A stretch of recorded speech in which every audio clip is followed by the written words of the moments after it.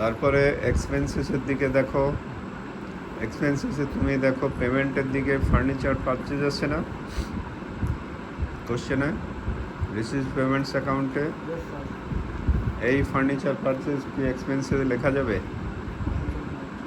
হ্যাঁ, আচ্ছা, যাই হোক, তার মানে কনসেপ্ট এখনো ক্লিয়ার না।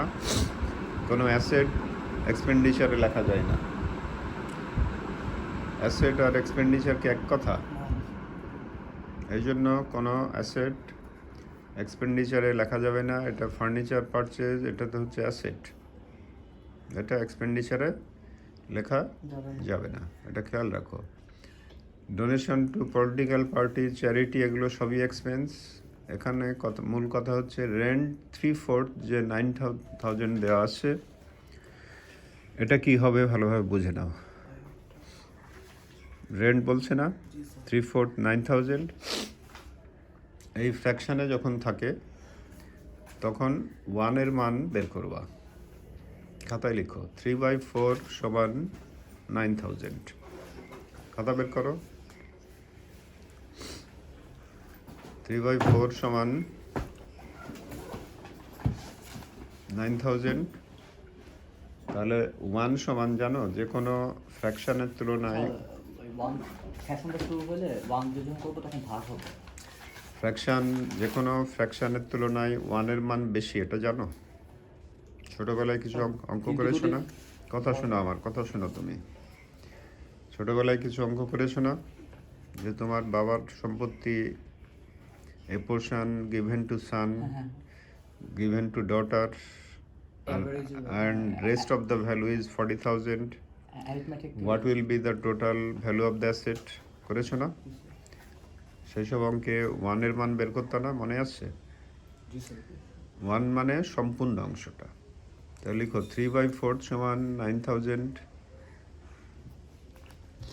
তাহলে 1 সমান কত হবে? 1-এর মান বেশি হয়, এই জন্য বড় সংখ্যা দিয়ে গুণ হয়। 9,000 ইন্টু 4/3, 9,000 ইন্টু 4/3। এখানে একটা কোশ্চেন আছে। হ্যাঁ, বলো। স্যার এখন 3/4 তো 1-এর থেকে ছোট, এখন আমরা এটা করছি। এখন যদি 4/3 সমান 9,000 যদি হতো, তাহলে 1 সমান কি হতো? 4/3 তো 1-এর থেকে বড়। তখন 3 দিয়ে গুণ হতো, 4 দিয়ে ভাগ হতো। আর এখন 4 দিয়ে গুণ হবে আর 3 দিয়ে ভাগ হবে। 4 দিয়ে গুণ, 3 দিয়ে ভাগ হবে। এখন তা কত হয়? 12,000 ইন্টু 4/3, তাই না? 12,000 কারেক্ট আনসার।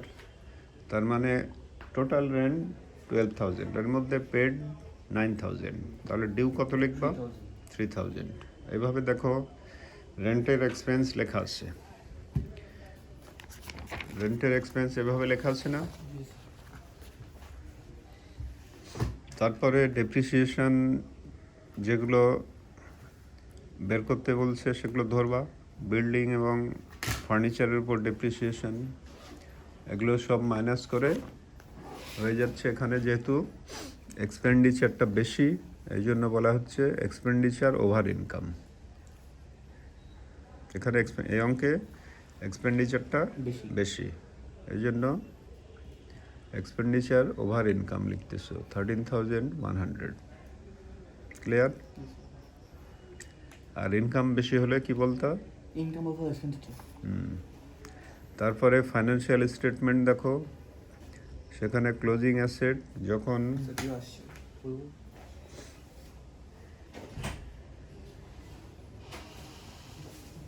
যখন ক্লোজিং অ্যাসেটের মধ্যে ক্যাশ ব্যালেন্স যখন 2টা থাকবে, শেষেরটা লিখতে হবে ক্যাশ ব্যালেন্স। শোনো, এগুলো এখন বাদ দাও ওসমান, লিসেন টু মি।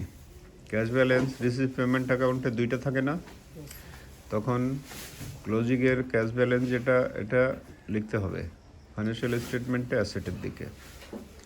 তারপর ব্যাংক ব্যালেন্স, গভর্নমেন্ট সিকিউরিটি, এগুলো যে শুরুতে ছিল, অঙ্কের কোথাও বলেনি যে গভর্নমেন্ট সিকিউরিটি সোল্ড অফ বলছে, তার মানে ধরতে হবে সেগুলো এখনও আছে।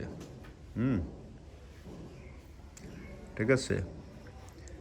আনকালেক্টেড ইন্টারেস্ট অন সিকিউরিটি, ওই যে ওখানে আনকালেক্টেড অ্যামাউন্ট লিখলা না, ওটা লিখবা। ফার্নিচার সাথে নিউ পারচেজ যোগ করে শুরুতে ছিল less depreciation, building less depreciation, prepaid general expense ছিল সেটা লিখবা।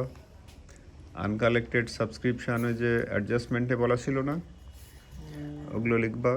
এভাবে টোটাল অ্যাসেট একদিকে লিখবা, আর লায়াবিলিটির দিকে প্রিপেড সাবস্ক্রিপশান যে লিখবা। এটা কারণ কি, ইনকাম যদি অ্যাডভান্স পাওয়া যায়, you have not rendered service to the public but you have received amount, এটা কি ইনকাম না, এটা কি লায়াবিলিটি না? এই জন্য লায়াবিলিটিতে লিখবা। লিগেসি এখানে যেভাবে লেখা আছে এভাবে না লিখে ক্যাপিটাল ফান্ডের সাথে লিগেসি কি আছে?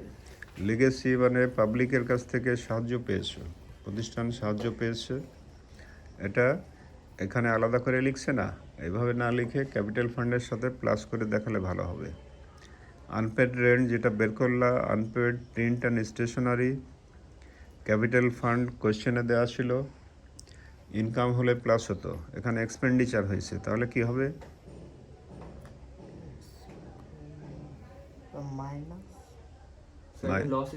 হ্যাঁ, এই জন্য মাইনাস। তারপরে ডোনেশন রিসিপ্ট একটা ছিল, এটাও এটাও ক্যাপিটাল ফান্ড, মাইনাস কেন হবে? এটা তো এগুলো প্লাস করে দেখিয়ে দুই দিক সমান হবে। তো দুই দিক সমান হলে ভালো কথা, সমান না হলেও বারবার আমি বলতেছি অঙ্ক কেটে নতুনভাবে অঙ্ক শুরু করবো না কখনো। সেখানেই তুমি তোমার যে কোনো স্টুডেন্টের 12টা বেজে যায়, অবস্থা খারাপ হয়ে যায়, কারণ এত সময় থাকে না যে নতুনভাবে অঙ্ক শুরু করে আবার শেষ করতে পারবে। যেভাবে থাকবে ওইভাবে রেখে দিবা। তো তোমাদের কোশ্চেন এখান থেকে